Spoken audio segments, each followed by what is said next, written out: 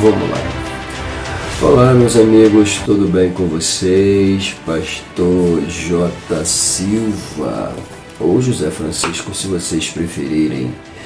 Como eu sempre digo, prazer extraordinário estar de volta aqui no nosso canal pessoal, o canal Pastor J. Silva, para mais uma prévia. Pois é, a prévia de hoje versa a tratar sobre a lição de número 12.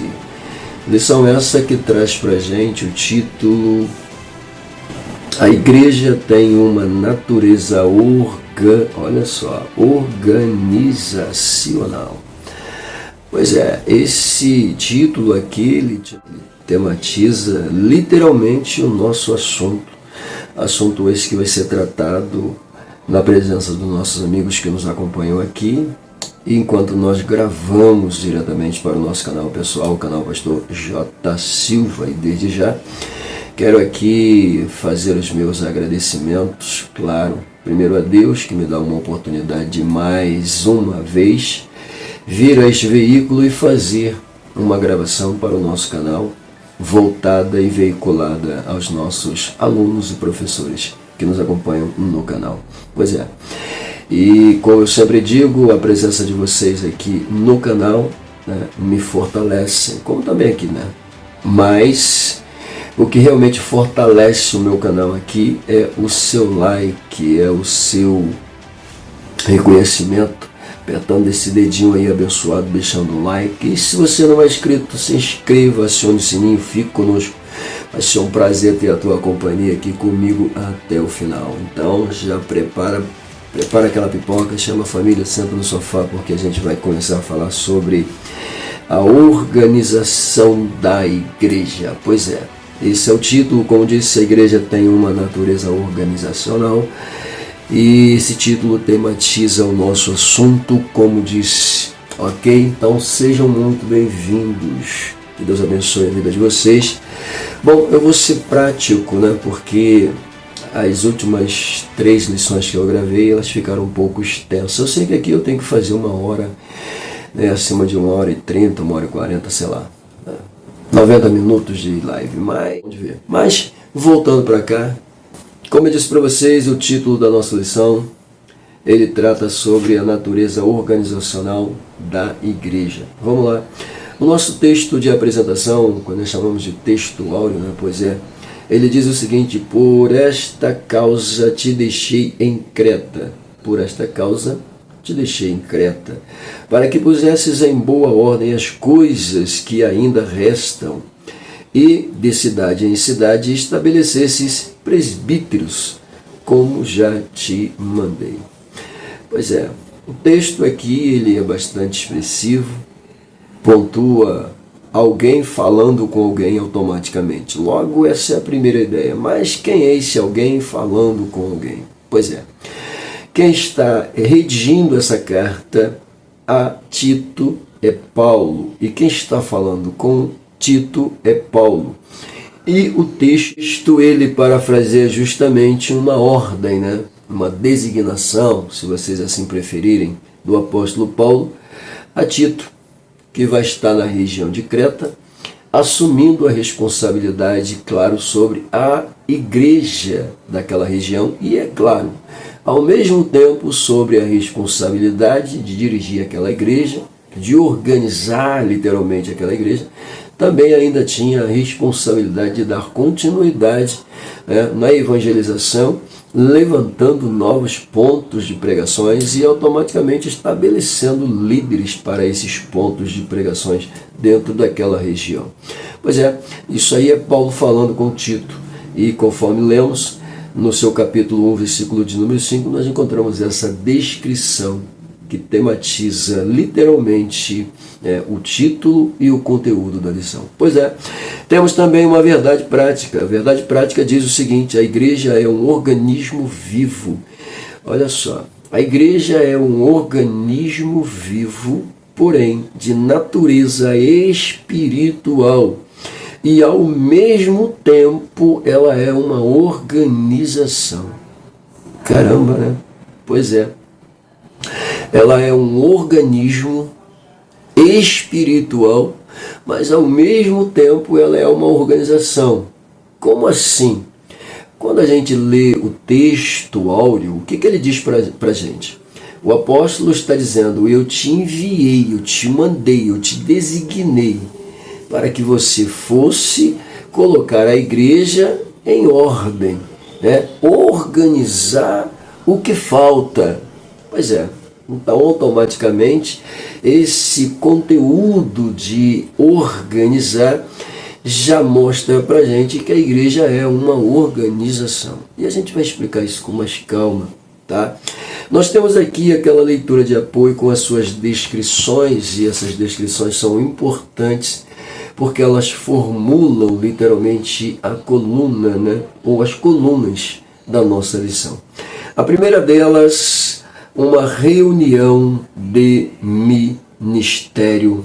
Olha só, uma reunião de ministério para consagração de presbíteros.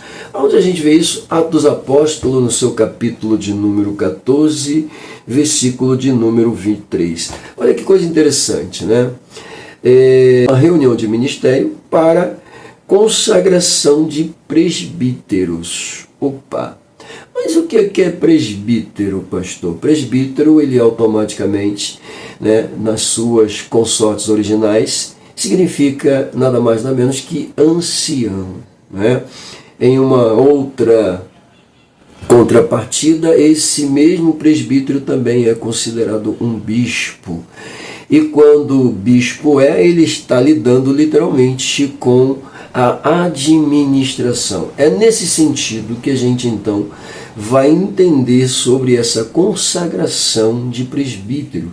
E o texto, né, é uma ordem de Paulo dizendo para Tito o seguinte: você vai lá, coloca a igreja de Creta, né, o que falta em ordem, e sai estabelecendo presbíteros. O que é isso? Colocando. Para ser colocado, esse elemento tem que ser separado, tem que ser escolhido literalmente, separado para a função ministerial de estar à frente de um rebanho. Então, é como a gente costuma dizer, né? Todo presbítero, bom pastor é, né?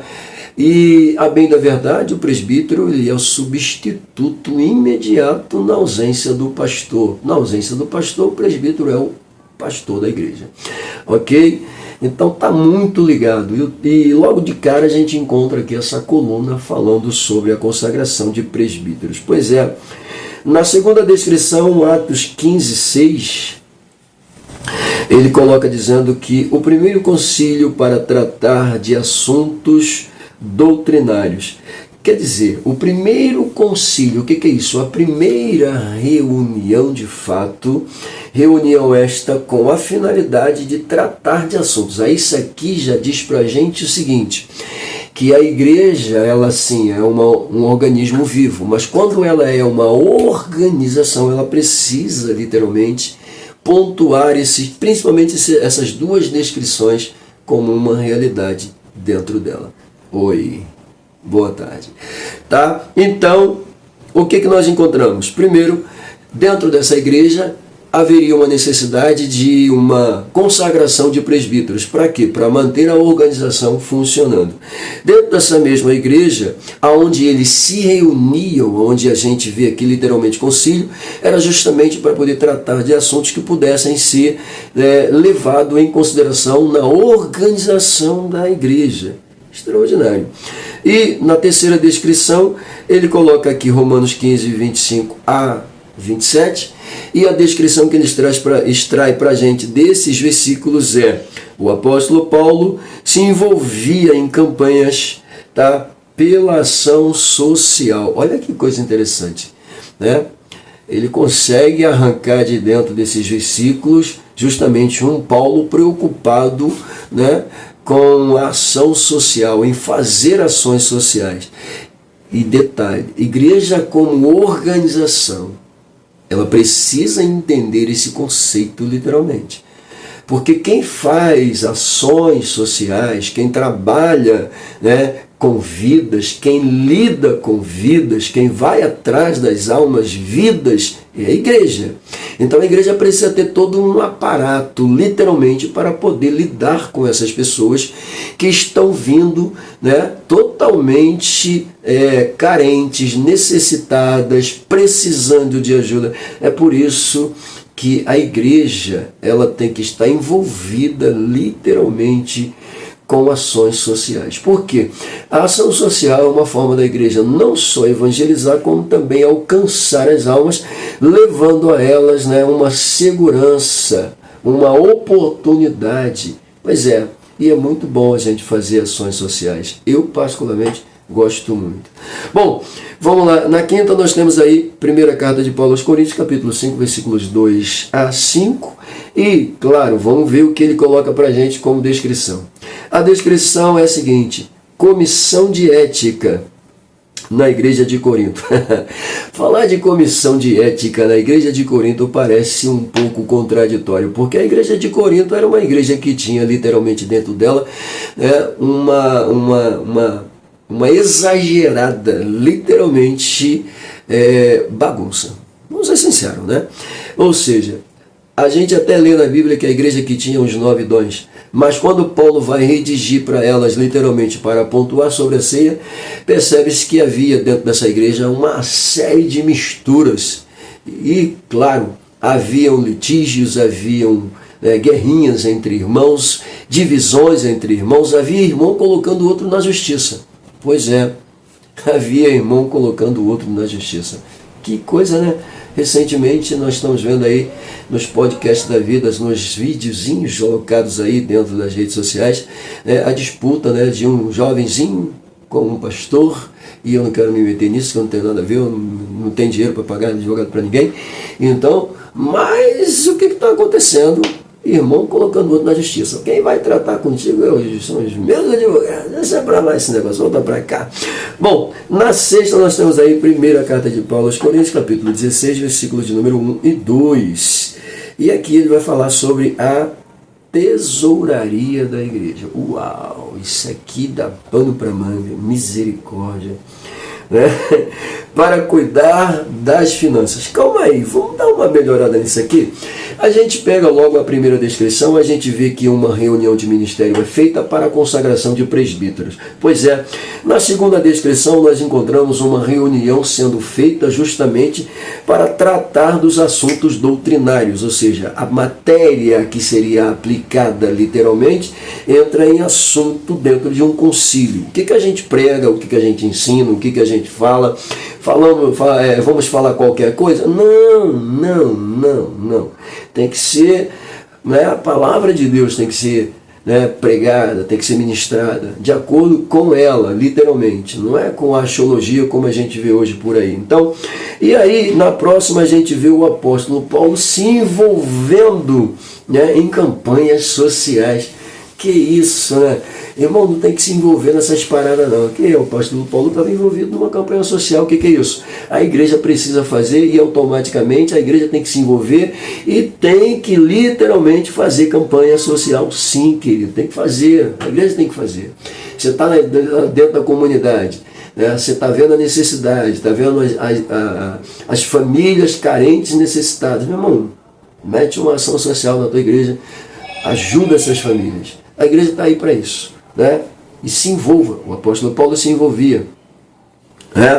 E é claro, uma comissão de ética para... Meu Deus, o que é isso, gente? É mostrar para a igreja o que é certo. Quando a gente lê 1 Coríntios, no seu capítulo 11, versículos 23 em diante, o que a gente encontra ali?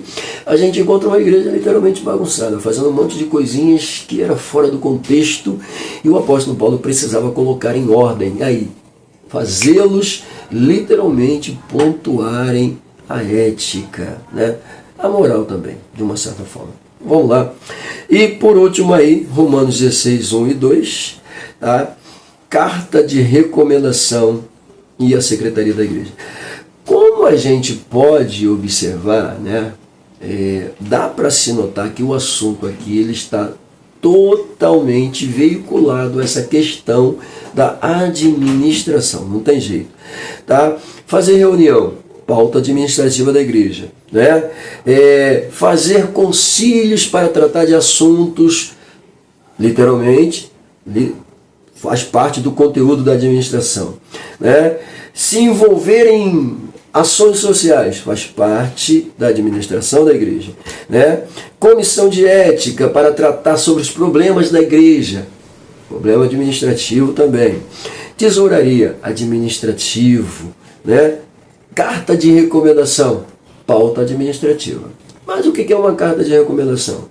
Você vai enviar, por exemplo, José Francisco para uma outra igreja, né? Ele precisa automaticamente chegar lá com uma carta de recomendação. Se porventura eu quiser sair da minha igreja e ir para outra igreja, né?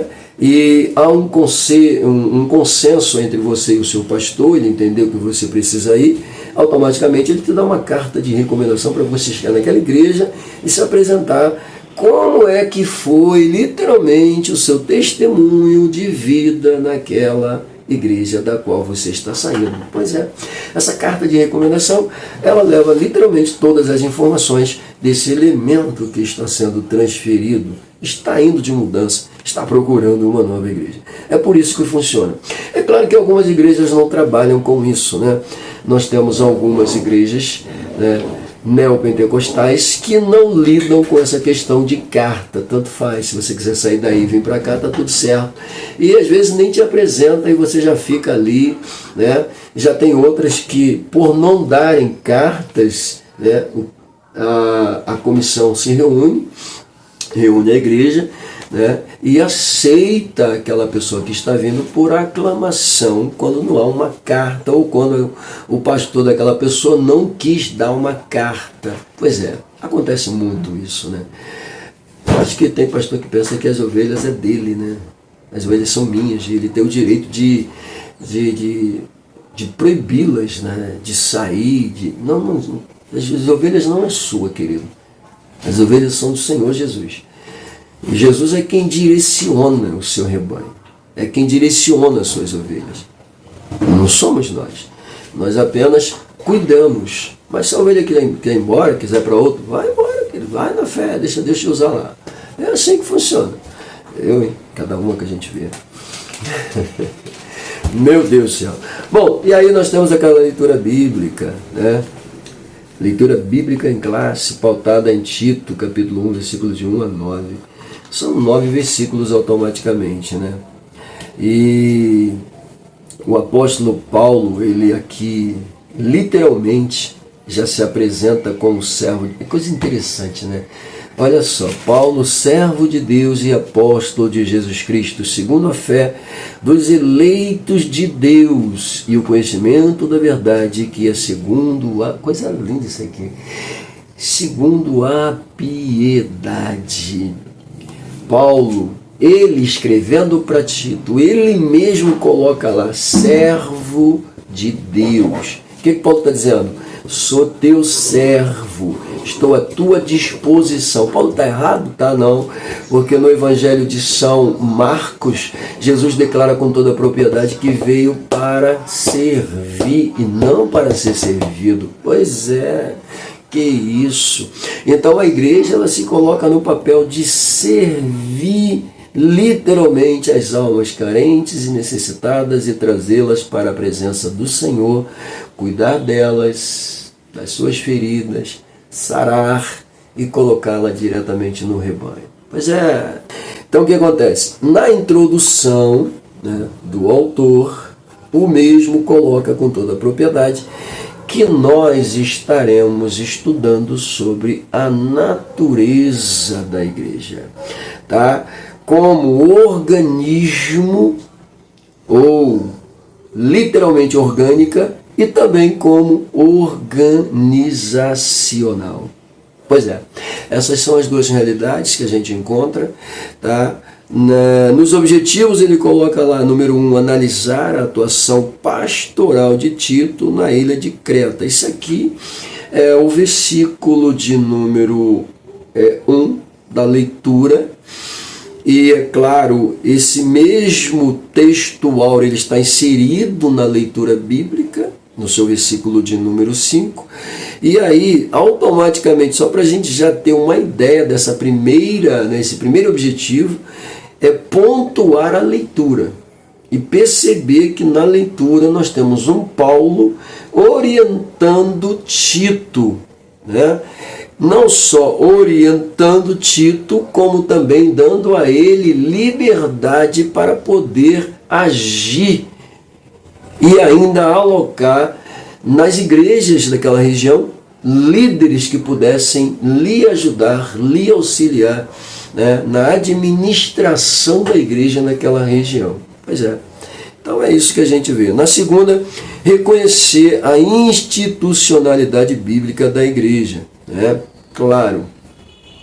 E terceiro, dialogar com a realidade atual a partir do texto bíblico. Vamos lá, dialogar com a realidade atual. É isso aqui que é um pouco mais complicado. Por quê?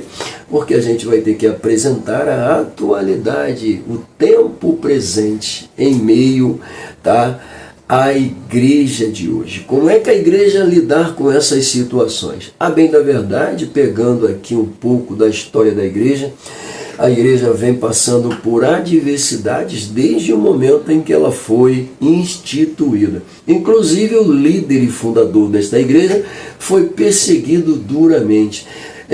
Maquinavam dia e noite uma forma de prendê-lo e matá-lo. E automaticamente a igreja vem nessa mesma vibe, né? Porque aqueles que querem continuar pontuando suas vidas em meio ao pecado, querem continuar amando mais as trevas do que a luz, eles são os primeiros a se levantarem contra a igreja, porque a igreja, quando chega, ela é luz, ela mostra literalmente o que está oculto, e aquilo que está oculto acaba literalmente sendo revelado às claras, e o mundo não gosta.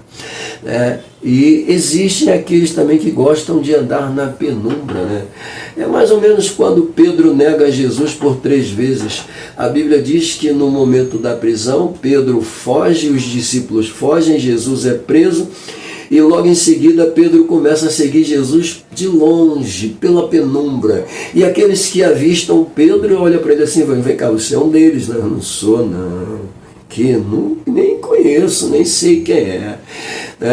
O teu jeito, o teu linguajar, a forma como você se veste, você é um deles. Não, não sou, mas não sou mesmo. Eu estava seguindo Jesus pela penumbra, de longe. Pois é, não dá para seguir Jesus pela penumbra. Não dá para seguir Jesus de longe, tem que seguir de perto. Ou você segue perto ou você não segue. Porque não adianta dizer que está seguindo ao Senhor na penumbra, de longe, se negando, dizendo que não conhece, que não sabe, que nunca viu. Pois é, que tipo de crente é você que nega a veracidade da palavra de Deus, que nega as verdades bíblicas? Que tipo de crente é você, querido? Pelo amor de Deus. Ei, não viaja, aterriza, vem caminhar de fato do lado dele. Ok? Pois bem, essa é a realidade. E isso aqui já mostra pra gente como é que é a realidade de hoje, né? Literalmente a gente vai ver isso aqui. Pois bem, saindo aí, já chegando na introdução da nossa lição, introdução da lição, literalmente. Vamos lá. Bom, na introdução nós encontramos o autor dizendo que a Bíblia apresenta, a Bíblia mostra literalmente a igreja, tá, como corpo espiritual. Ah, pastor, não mostra não, mostra sim. Como corpo espiritual de Cristo. E ele acrescenta aqui dizendo, um organismo vivo, né, com suas reuniões em torno do Senhor e suas ordenanças. Então, a introdução mostra para a gente com toda a propriedade a Bíblia dizendo, afirmando sobre a igreja como um corpo espiritual de Cristo. Ah, pastor, aonde eu encontro isso? Carta de Paulo aos Efésios, né? No seu capítulo de número 4, você encontra essa descrição literalmente. onde nós temos aquela comparação, né, do marido com a esposa, e automaticamente o apóstolo faz ali, né, uma interpretação assustadora. Assim como o marido ama a sua esposa, protege a sua esposa, lida, trabalha, né, por ela, luta por ela, se entrega por ela, assim é Cristo em relação à igreja, né? Aí ele coloca, assim como o marido é o cabeça da mulher, Cristo é o cabeça, pois é, da igreja. A gente precisa até ter tato para falar sobre isso, porque, coitado do Frei, né? Pois é, misericórdia, né? Misericórdia. Bom, deixa eu até parar aqui. Mas vamos lá, o negócio é sério, gente. Enquanto Jesus não assumiu o controle, o negócio é sério, sério demais. Bom, por outro lado, é também uma organização. Meu Deus! Por outro lado, é também uma organização. A igreja é uma organização? Sim, uma organização. Ele coloca congregação ou assembleia, né, com sua forma de governo. Pois é. Então, claro que nós pontuamos, agora recentemente, né, uma matéria sobre eclesiologia. Então, a gente viu automaticamente que existe uma diferença muito grande. Ele colocou aqui, né, congregação, assembleia. E existe uma diferença grande entre igreja, né, e denominação. Denominação é Assembleia de Deus, é batista, é universal, é metodista, é presbiteriana, é congregacional, é evangelho quadrangular, né, e todas quantas outras que estão surgindo por aí são denominações. Denominações que automaticamente representam literalmente uma congregação ou representam uma assembleia, né? Essas denominações, elas não são a igreja. A igreja é uma coisa. As denominações, tá, representam extensões dessa igreja. As denominações fecham, caem, se desfazem, mas a igreja não. A igreja permanece. Porque a igreja ela é um composto, literalmente, né, de pessoas adversas. Pois é, ela é um composto de pessoas adversas, tá? De crentes batistas, de crentes bleianos, de crentes da Universal, de crentes adversos. A igreja é composta, né, por uma composição, literalmente, de crentes adversos, de várias denominações. É simples assim. Tá? Por isso que ela precisa ser uma organização. E é claro que dentro dessas denominações a gente percebe, né, o papel organizacional delas, literalmente.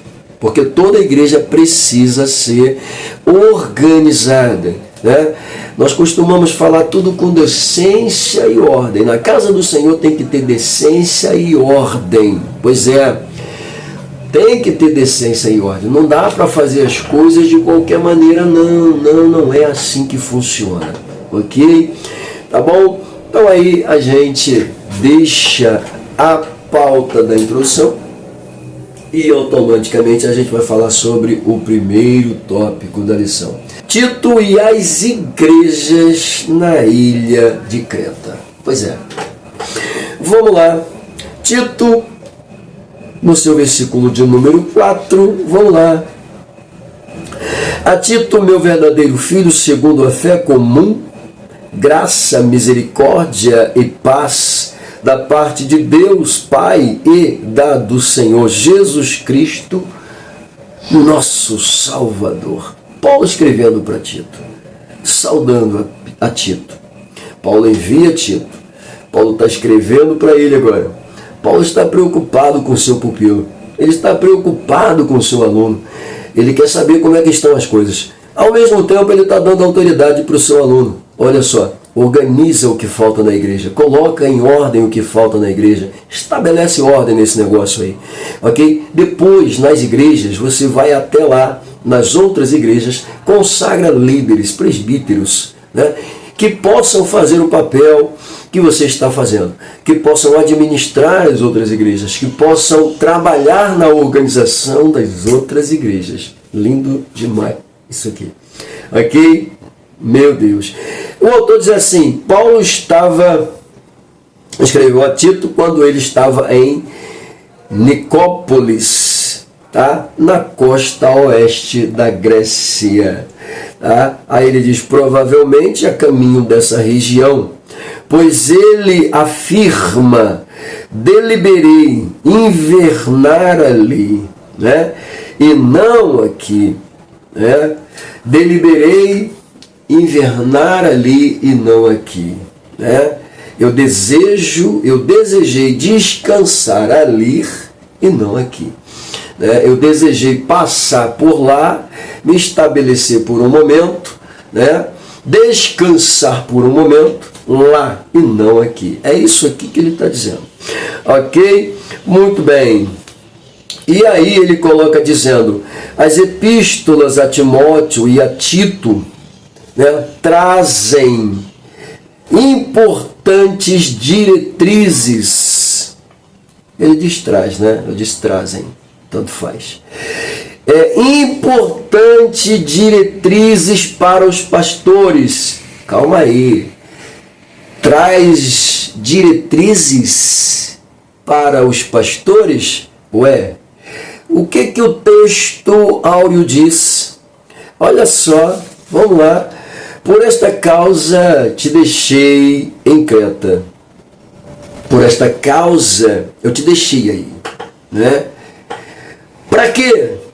Para que você pusesse em ordem o que falta. Que isso? Para que você colocasse em ordem o que falta. Isso aqui é uma diretriz, isso aqui é uma ordem, isso aqui é uma determinação. Vocês estão indo com a função de administrar o rebanho que não é de vocês. O rebanho é do Senhor. Entenda isso, pelo amor de Deus. Tem gente pensando que as igrejas, aliás, o rebanho é deles. Eu já falei sobre isso, né? Parece que as ovelhas são minhas, eu tenho o direito de opinar sobre a vida delas. Ei, psiu, você cuida delas, tá? Você trata delas, você orienta elas, sim, claro, mas elas não são suas. Você não faz mais do que a sua obrigação de tratar das ovelhas que não são suas, é a do Senhor. E trate bem, cuide bem, pois é, mas elas não são suas, é do Senhor. Ah, hein? Será que preciso falar isso? Vamos lá. Importante diretrizes para os pastores. Meu Deus do céu. É claro que as orientações que a gente observa na carta de Paulo a Tito, designada para Tito, tanto designada para Timóteo, quando Timóteo também está à frente de uma congregação, pois é, essas diretrizes, elas são automaticamente direcionadas a todos os pastores.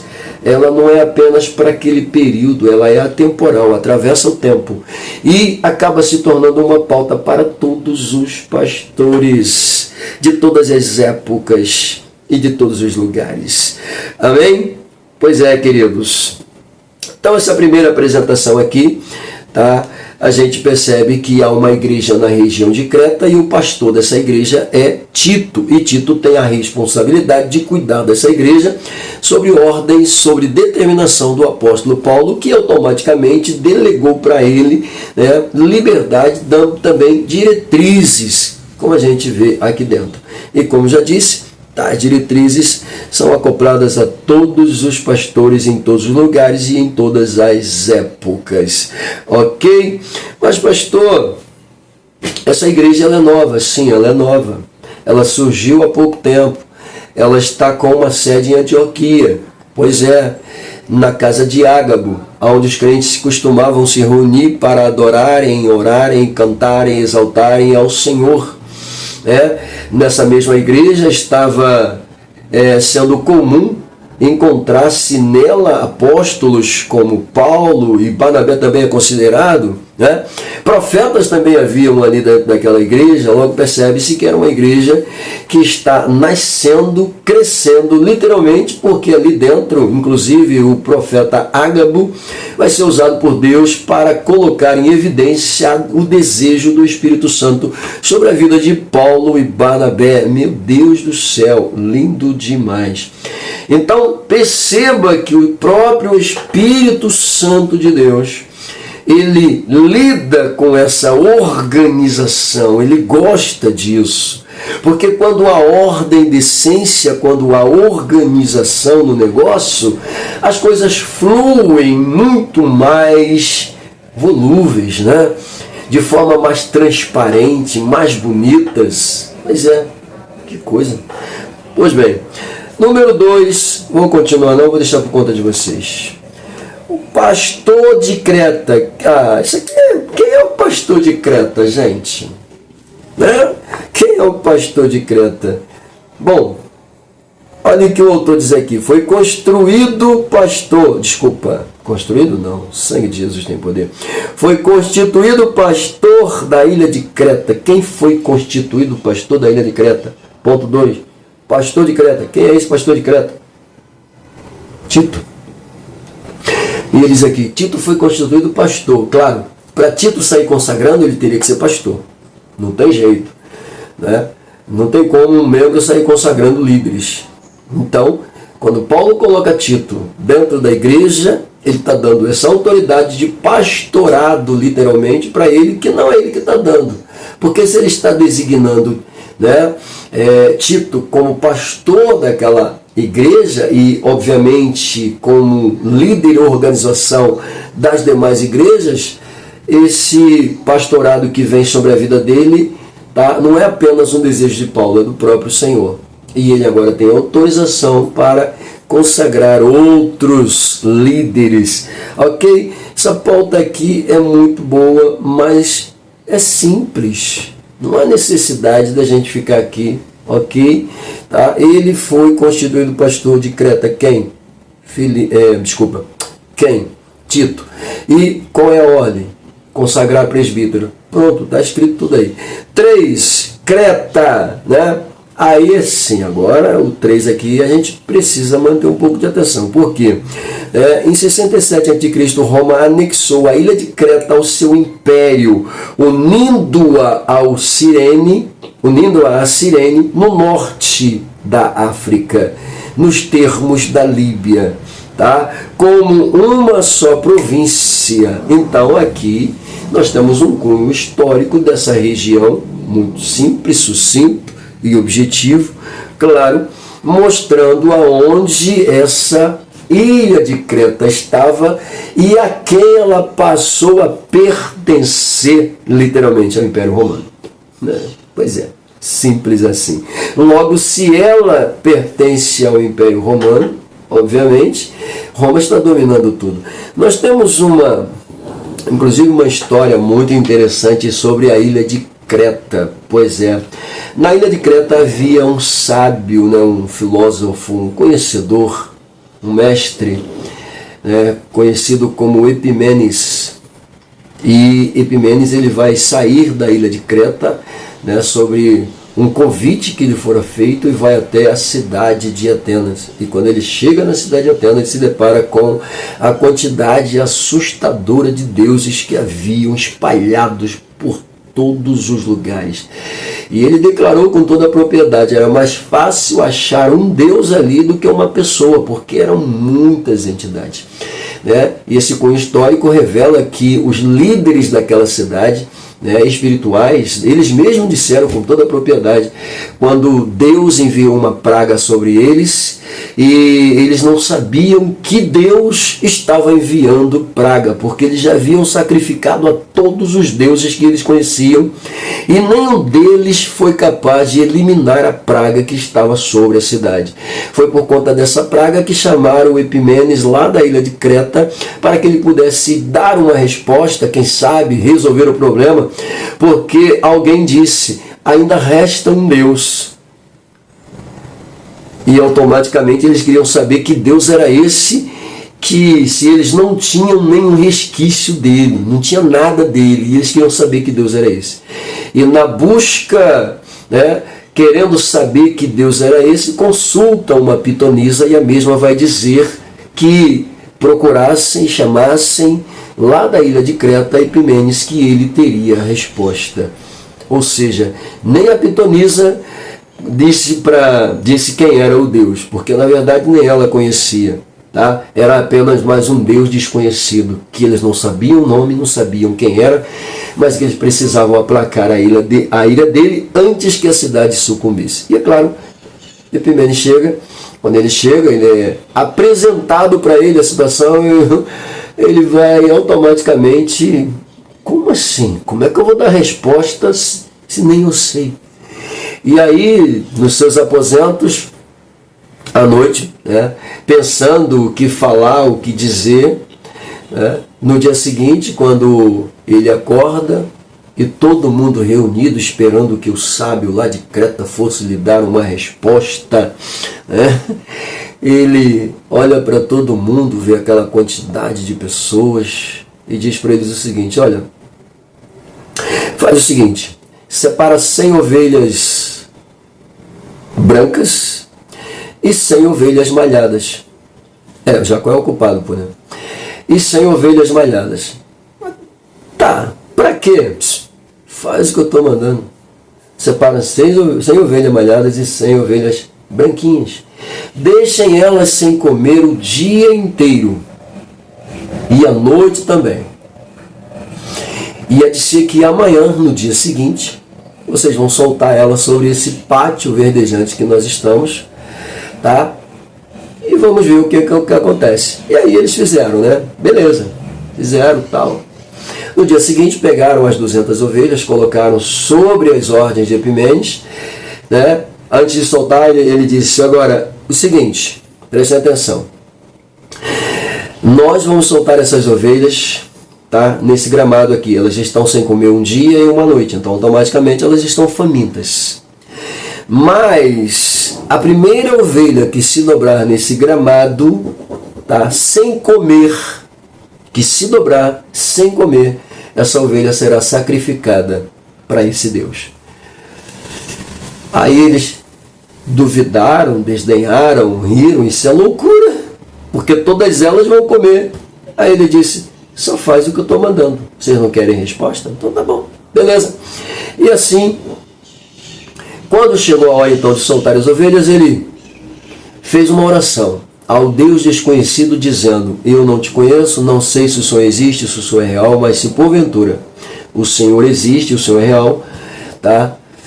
A forma do Senhor provar para a gente que o Senhor vai remover o mal da cidade é justamente permitindo que a gente sacrifique a primeira ovelha que se dobrar sem comer nesse gramado para ti. Beleza. Após isso, soltaram as ovelhas e elas se espalharam no gramado, né? E todo mundo naquela expectativa, olhando.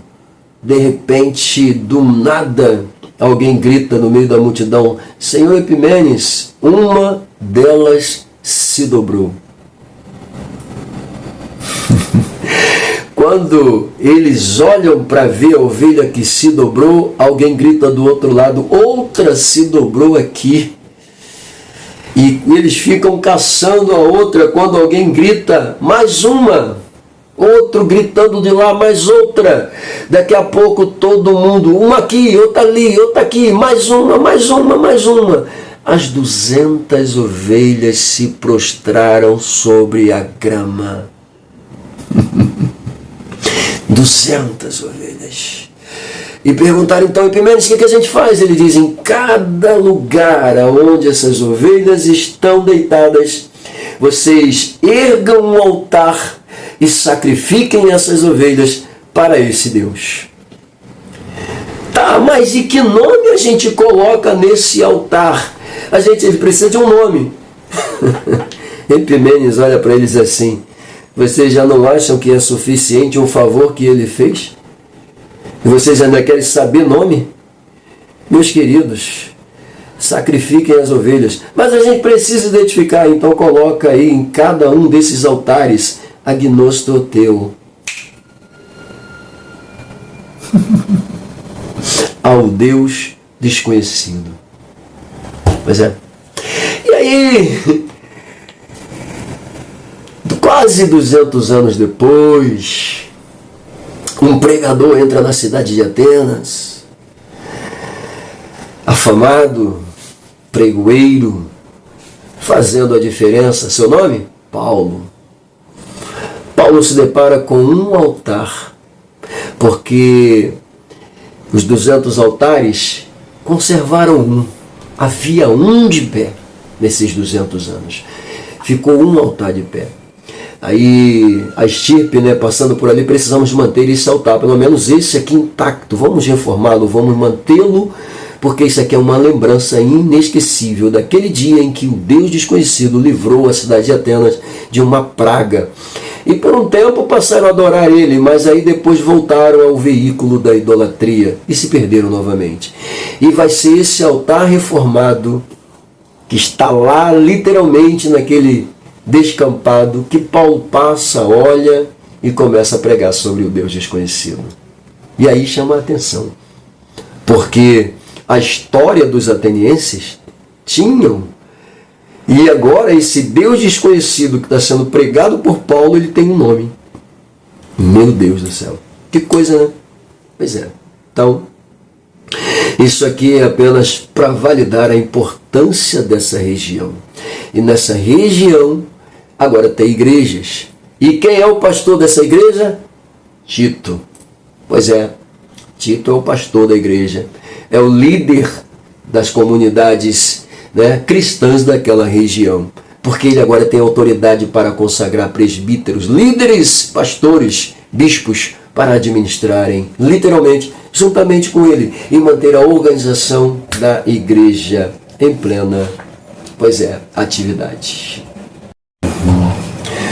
Tópico de número 2. No tópico de número 2, nós temos a institucionalidade bíblica da igreja.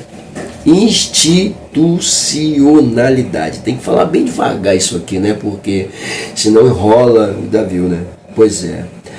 Bom, sobre o que trata a institucionalidade da igreja? Primeiro, instrução. E quem vai dar essa instrução é Paulo. Segundo, a igreja passa a ser vista então como uma instituição. É aqui que está a questão da institucionalidade. A igreja é vista como uma instituição de fato. Pois é. Pois bem, e por último, terceiro, organização. Vamos pontuar aqui rapidinho. A igreja ela é apresentada como organismo, tá? Ela é pontuada como organismo. Como organismo, ela é espiritual, tá? Sendo espiritual, ela é vista como corpo de Cristo, cujo próprio é a cabeça, tá? Então, isso aqui a gente fala de um organismo vivo. E o que se caracteriza um organismo vivo? Literalmente suas ações, suas habilidades, suas atividades. Pois é, o corpo ele é composto literalmente de cabeça, tronco e membros. Pois é, esses membros automaticamente eles compõem a hegemonia do corpo.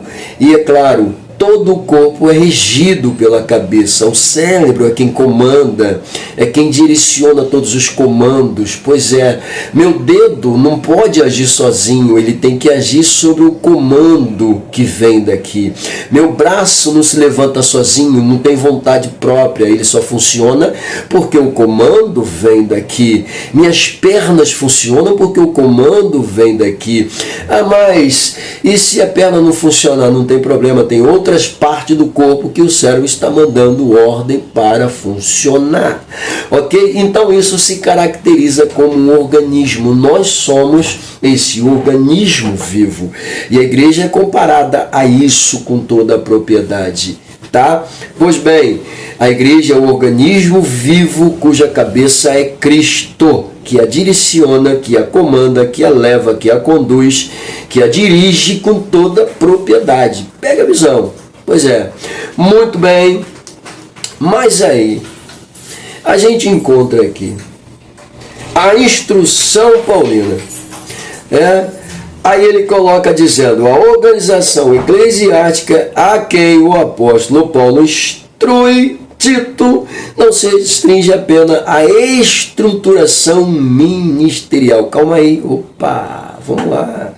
A instrução que Paulo dá para Tito não é somente a nível de estruturação ministerial, porque uma das pautas principais que a gente vê aqui é justamente essa questão, tá, dos presbíteros sendo alocados como líderes nas respectivas congregações da localidade. Então, não se restringe apenas na consagração de presbíteros ou de homens para o ministério. Sim, não se restringe apenas a isto, mas claro que isso aqui também, com toda a propriedade, fala do papel da igreja como organismo.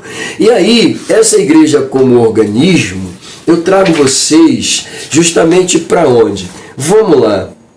Nessa igreja como, olha só, como organização, ela trabalha com reunião de ministério. Nessa igreja, como organização, ela trabalha com concílios para tratar dos assuntos. Nessa igreja, como organização, tá?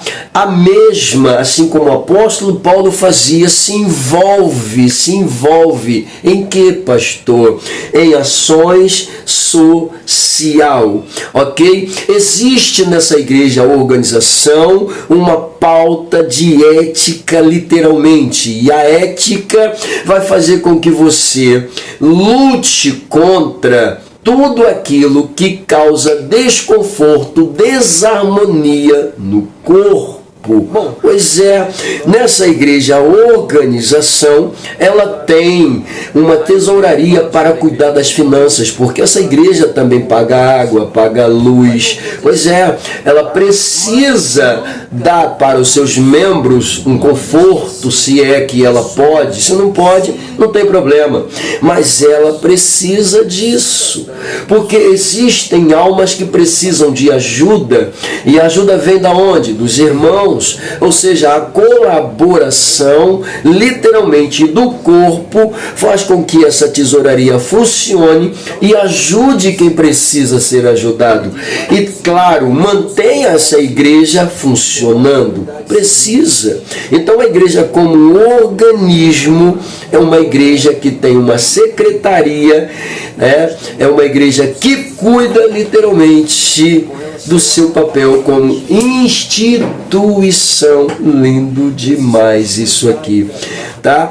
E é claro, quem é que está envolvido literalmente nesses papéis de liderança? Presbíteros, apóstolos.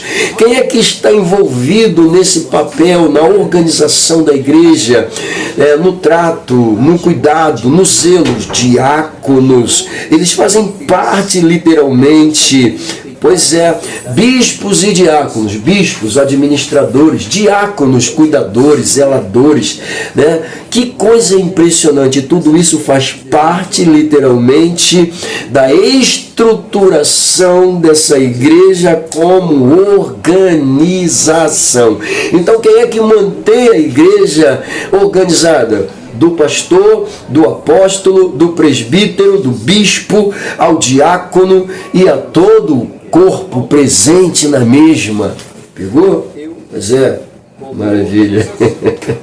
Eu já até pontuei. Tudo isso caracteriza o número 2, a igreja como instituição. Meu Deus do céu, coisa linda.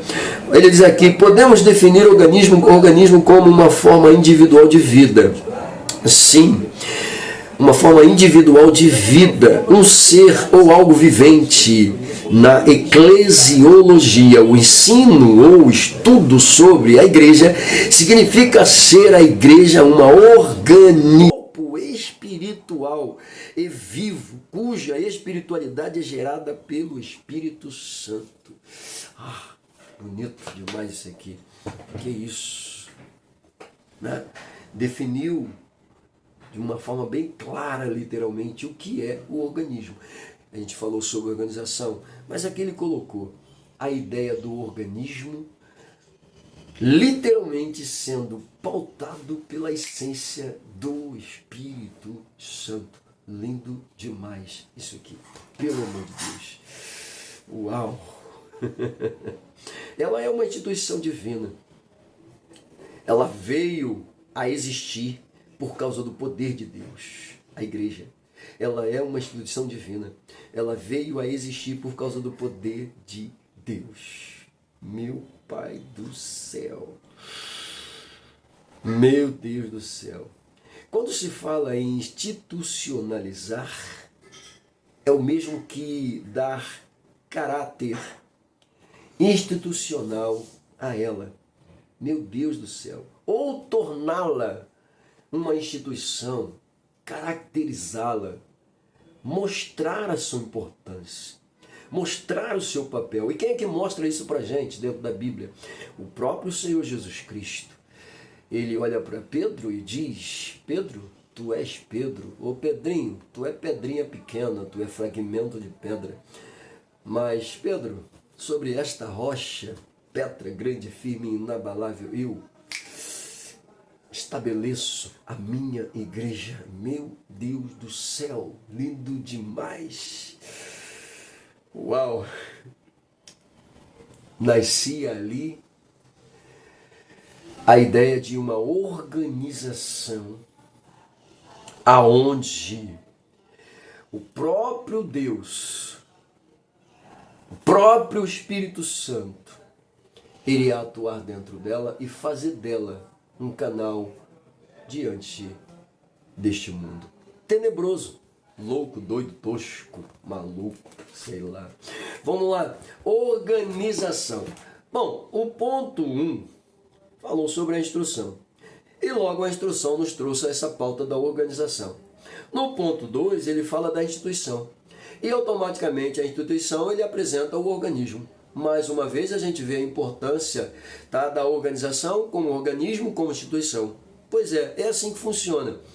A organização, que é o organismo vivo espiritual, se torna uma instituição visível, vista e palpável diante de todos. Pois é, como uma instituição, eu pego novamente a coluna, como uma instituição, ela trabalha literalmente com um ministério. Como uma instituição, ela precisa de líderes. Como uma instituição, ela precisa de pautas, diretrizes, literalmente, que documentem o seu papel.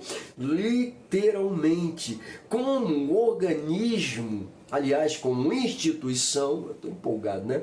Como instituição, essa igreja precisa fazer, tem que fazer obras sociais, ação social. Ah, pastor, o senhor está falando tanto de ação social, mas a minha igreja não faz porque... O que falta? Porque eu tenho que fazer. Meu filho, antigamente, fazia-se cruzada, fazia evangelismo, saía na rua. Hoje em dia ninguém quer sair, não. Uma outra igreja que a gente vê tendo a cara de, né, colocar a mesma na rua, e eu parabenizo essas igrejas. Quando eu estava numa congregação, eu fiz isso. Eu falei o seguinte, vamos dar 7 voltas no bairro, evangelizando todo mundo. Meu irmão, tem que fazer. Meu irmão, tem que fazer.